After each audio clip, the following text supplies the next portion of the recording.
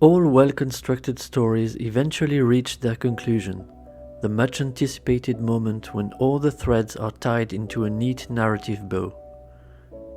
This crucial culmination is both highly scrutinized and vividly remembered by audiences. Endings to popular stories do indeed spark more conversations, excitement, and at times disappointment than any other part of their structures. Don't worry, you can win them back if you stick the landing.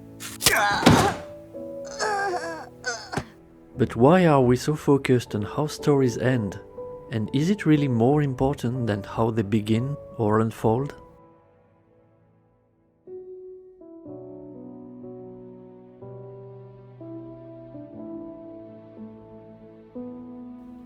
Whenever the narrative allows players to make important decisions, it is common and pretty much expected that these choices should affect the game's outcome. And this leads inevitably to a multitude of possible endings.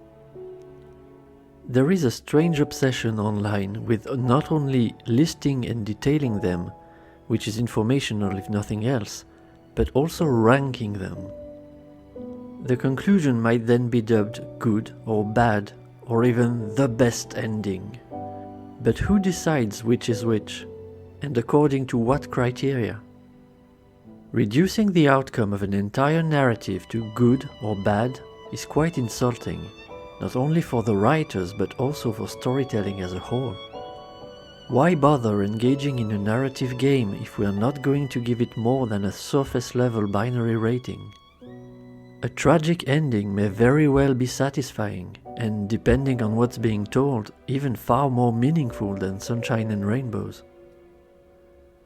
When I reached the end of the very long tale that Assassin's Creed Odyssey tells, I had to face a devastating conclusion. Cassandra's mother had been murdered by her own brother, whom she had to kill in turn. This is very on par with the Greek tragedy, which is exactly how Odyssey was written. Many gamers, however, see this outcome as a bad ending, a failure of the player, due to wrong choices at one point or another. This suggests that there's an optimal direction for the story to take, and other lesser ones. Worse still, it also implies that the superior way of spinning the tale is the one that causes the characters the least grief. A narrative should conform to its themes and the message it aims to convey. And sometimes this involves delving into loss, pain, grief, and the inability to avoid them. Early on in Baldur's Gate 3, Karlach is made aware that the magic engine in her chest will eventually flare up and kill her. She knows she's on borrowed time, and this fate makes her indomitable personality shine all the more brightly. Listen, I'm never going back. If you said I could die right now or live 1,000 years in the hells, I'd choose to go out now with my freedom intact. Fan pressure compelled Larian Studios to alter the end of her story by giving players a choice to somehow keep her alive.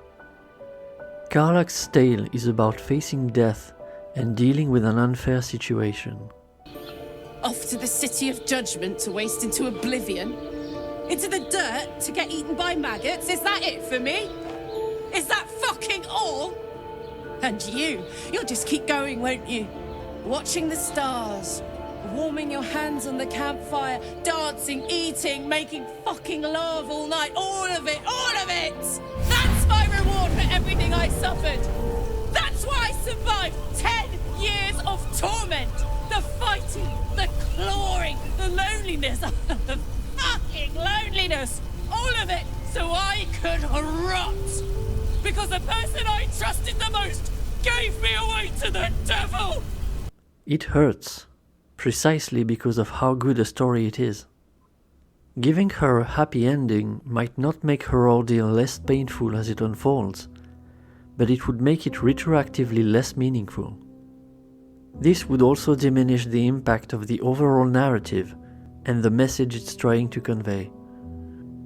I don't mean that happy endings are inherently bad, but they shouldn't be the norm, impervious to any deviation. There's great drama in an inevitable fate, an inescapable hardship, or an unforeseen hurdle to overcome. A writer can't be expected to tackle the themes of death and loss if they have to ensure these events have no permanence. And while the player having no control over an interactive story might lead to deep disappointment, sometimes an unwinnable situation is compelling in itself. The focus of the narration then shifts to how we deal with this lack of agency, rather than the resolution of a problem. So why this obsession with endings?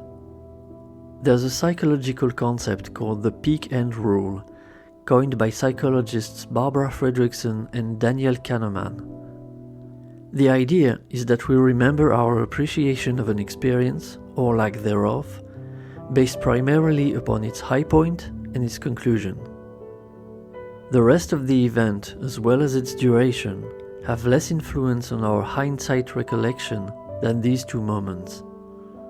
In essence, this means that our last impression of a game matters more than all that led up to it. You can spend over 50 hours on a game and enjoy it, but all that time will still count for less than how you feel in those final moments. This is why, back in 2012, many people threw the entire previously adored Mass Effect trilogy out the window when the ending left them dissatisfied. The cake may have been delicious, but if the last bite is sour, this aftertaste will linger. The peak-end rule might also help explain why many players quit their favorite MMORPG with bitterness and keep judging it harshly. Whatever their reasons for dropping out, this negative mindset is their last moment with the game, and it stays with them as they leave, overshadowing all the earlier thrills and merriment. Maybe this is why live services are so despised nowadays. That, and maybe also the greedy, predatory monetization schemes aiming to take all our money and both kidneys, as well as the overall lack of quality that goes with the imperative to pump out more and more content as fast as possible.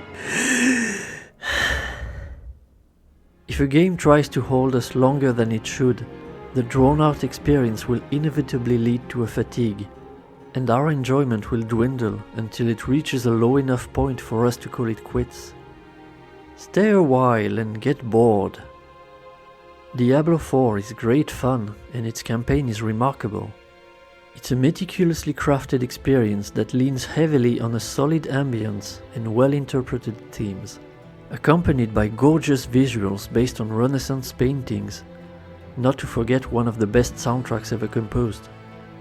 Had I stopped there when the credits rolled, I'd have nothing but praise for this game.